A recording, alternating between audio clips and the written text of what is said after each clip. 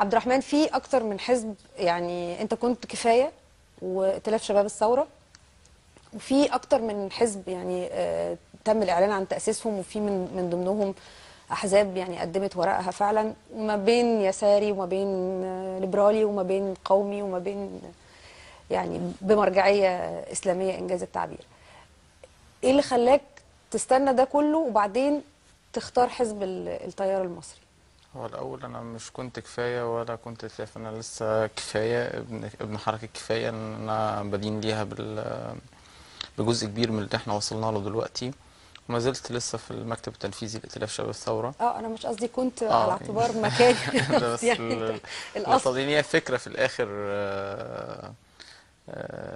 باقية يعني.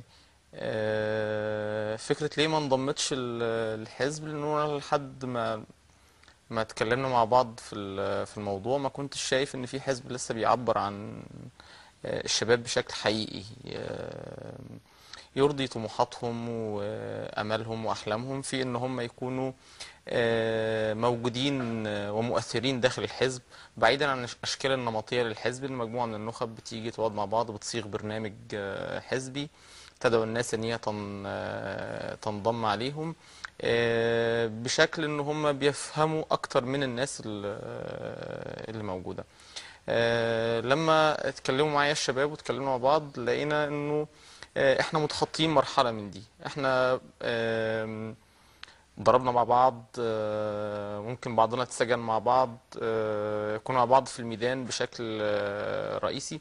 في حاجات انصهرت بينا بشكل كبير مش هتخلي فيه أزمة مين هيبقى ايه جوه الحزب او جوه المكان. الحاجة التانية انه كلنا هنتشارك في موضوع حتى كتابة البرنامج، مش من دعوا للتأسيس فقط يعني. وفي رؤية في الموضوع ده انه احنا نتعامل مع الموضوع باعتبار انه الناس جزء من الحل مش جزء من المشكلة. على عكس ما بتتعامل ممكن الاحزاب يشوف مشكلة الفلاحين في حتة، يحط لهم هو الحل من وجهة نظر هو، مش من وجهة نظر صاحب المشكله. الفلاحين.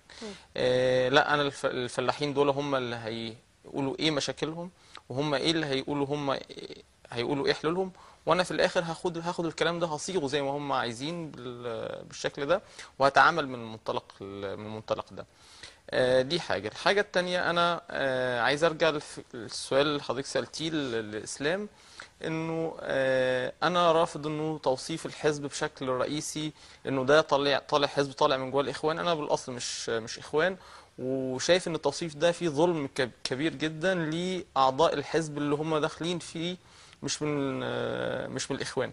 يعني أنا أعتقد إنه الإعلام الفترة اللي فاتت جزء كبير منه لعب دور، يعني مش عايز اقول دور سيء في الموضوع، سواء اذا كان اعلام بيصفي حساباته مع جماعه الاخوان، او اعلام عايز جرايد عايزه تبيع خبر او عايزه تعمل حاجه. في شباب كتير جدا في الحزب بره الاخوان ومش مسلط الضوء عليهم. يعني ليه الدنيا كلها مركزة على إسلام لطفي مثلا، إن هو عشان كان جوه الجماعة وعشان كان قصاص مثلا جوه الجماعة؟ يعني أنا النهاردة الفيصل اللي بيني وبين أي حد بيدخل الحزب هو برنامج الحزب ولائحته. سواء كان أنا بقى يعني معايا حد يساري، ليه الإعلام مش مسلط على اليساريين اللي معايا أو ليهم مرجعية يسارية؟